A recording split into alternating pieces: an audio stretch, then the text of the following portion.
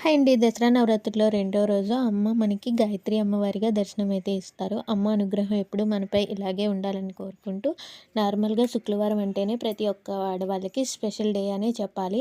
దసరా నవరాత్రులు కాబట్టి ఇంకొంచెం ప్రత్యేకంగా పూజ అయితే చేసుకుంటాము. అలానే నేను కూడా ఈరోజు ఉదయాన్నే లేచి గదులవి నీట్‌గా తుడిచేసుకొని ఫ్రెష్ అయిపోయి దేవుడికి ప్రసాదంగా పాయసం చేసుకుందామని దేవుడికి ప్రసాదం చేసుకునే గిన్నెని నీట్‌గా శుభ్రం చేసుకొని, పసుపు అది రాసి, కుంకుమ బొట్లు పెట్టుకొని, పాలు పొంగిచ్చుకొని పాయసం అయితే కాసుకుంటున్నాను. ఒక పక్క ఆయనకి టిఫిన్ కూడా వేసేస్తున్నాను. ఒకేసారి 2 వంటలు కూడా కంప్లీట్ అయిపోయాయి. ఒక పక్క ప్రసాదం అయిపోయింది. అలానే దోసలు కూడా వేసేసాను. దోసల్లోకి ఏం చట్నీ ప్రిపేర్ చేయలేదు. నిన్న చేసిన చట్నీ కొంచెం ఉంటే అందులో కొంచెం మాగాయ పచ్చడి కలిపేసి పెట్టేశాను. టీ కూడా పెట్టేసి ఇచ్చేసి ఆయన వర్క్‌కి వెళ్ళిపోయిన తర్వాత నేను ఇప్పుడు పూజ అయితే స్టార్ట్ చేసుకున్నాను. దేవుడి దగ్గర సామాన్లు అవి కూడా సర్దుకొని, పువ్వులు అవి పెట్టేసుకొని, గాయత్రి అమ్మవారి అష్టోత్తర శతనామాలు చదువుకుంటూ కుంకుమ పూజ చేసుకుని లలిత చాలీసా అది కూడా చదువుకున్నాను. ఇంట్లో పూజ అయితే చాలా బాగా జరిగింది. మీకెలా జరిగిందో కామెంట్ చేయండి. Thanks for watching.